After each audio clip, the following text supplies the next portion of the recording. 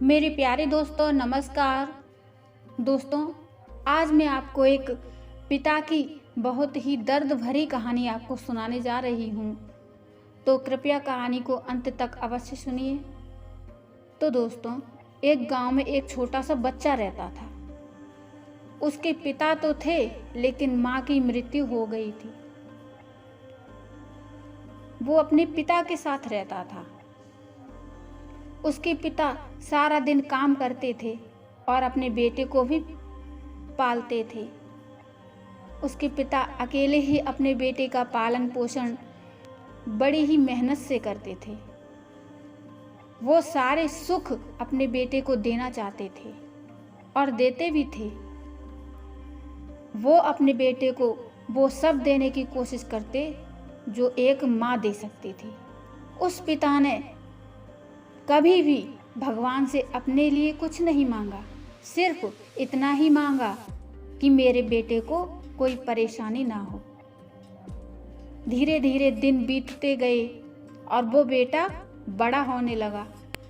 उसका बेटा पढ़ लिख कर अच्छा जॉब करने लगा और शहर में रहने लगा।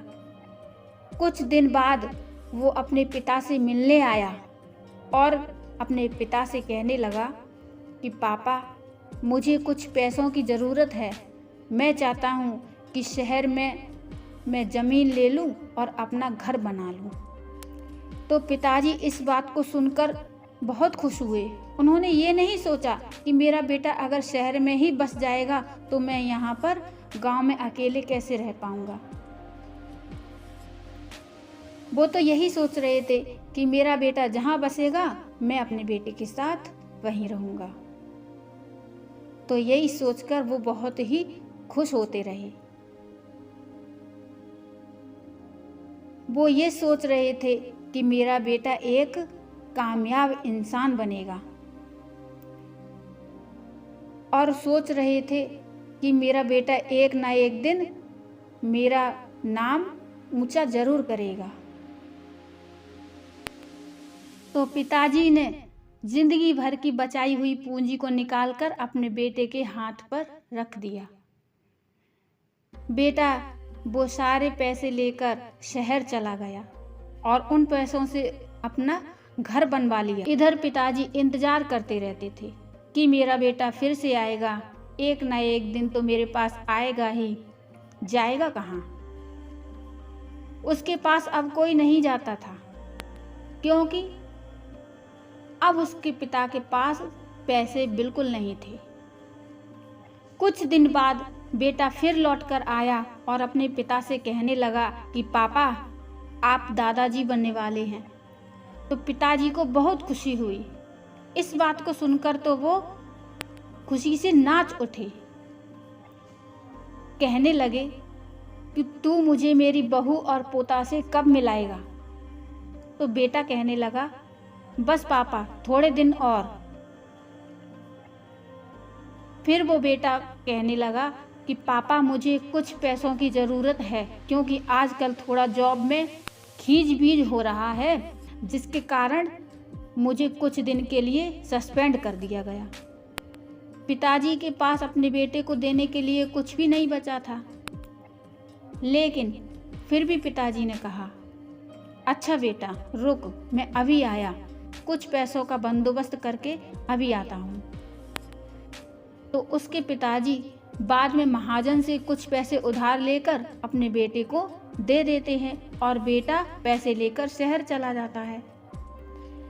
बरसों गुजर जाते हैं। उसके पिता सोचते हैं कि मैं तो अब दादाजी बन गया हूँगा, मेरा बेटा पता नहीं मेरे नाती को लेकर कब आएगा। फिर सोचने लगते हैं समय नहीं मिलता होगा, इसलिए मेरा बेटा अभी तक आया नहीं, वरना जरूर आता। तब तक एक महाजन 2-3 आदमी को लेकर उस पिताजी के घर पर आ जाते हैं और कहते हैं कि आपके वादे के मुताबिक मैं पूरे 3 महीने बाद आया हूँ अपने पैसे ले जाने के लिए। तो पिताजी कहने लगे कि मेरे पास पैसे नहीं हैं। महाजन कहने लगा, जब पैसे देने नहीं थे तो आपने मुझसे उधार क्यों लिए?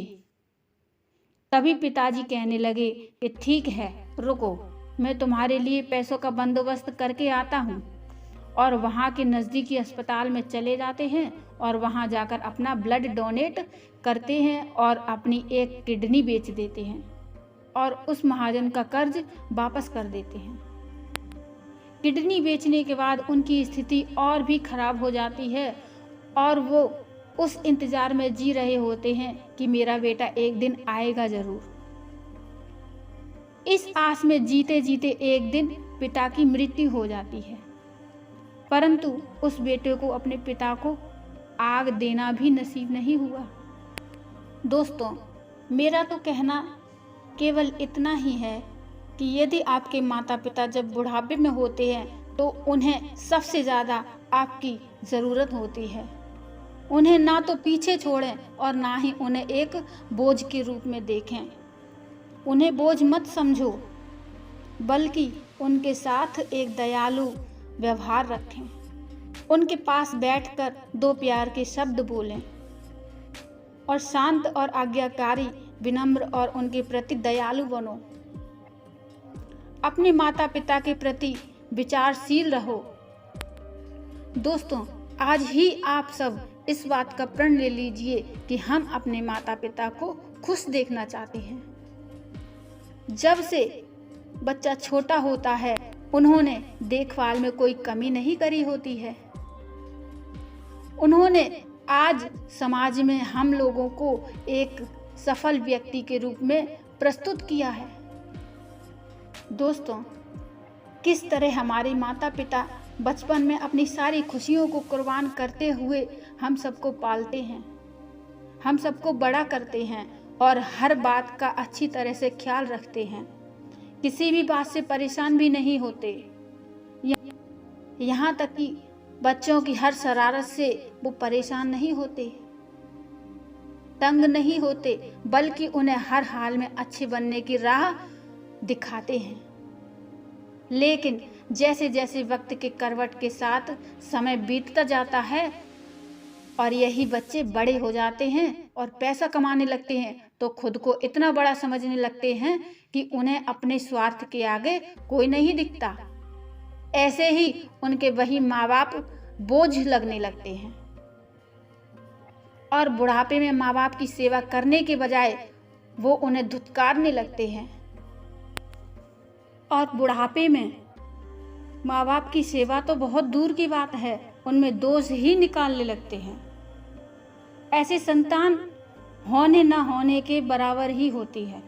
ऐसी संतान होने से क्या फायदा जो बुढ़ापे में अपने माता पिता की सेवा ना कर सके, उन्हें 2 वक्त का खाना ना खिला सके, उनके साथ 2 मिनट बैठकर कुछ अच्छी बातें ना कर सके। ऐसे बच्चे माँ बाप की बुढ़ापे की लाठी नहीं बनते, उल्टा माँ बाप को बोझ समझने लगते हैं। दोस्तों, आपको ये कहानी कैसी लगी कृपया मुझे कमेंट में ज़रूर बताइए। कहानी अच्छी लगी हो तो लाइक कर दीजिए और चैनल को सब्सक्राइब कर लीजिए और दोस्तों बेल आइकन को ज़रूर प्रेस करिए, जिससे कि आपको ऐसी ही प्यारी प्यारी कहानियाँ सुनने के लिए मिलती रहें। तो दोस्तों, मिलते हैं फिर एक और ऐसी ही भावुक कहानी के साथ। तब तक के लिए नमस्कार, धन्यवाद।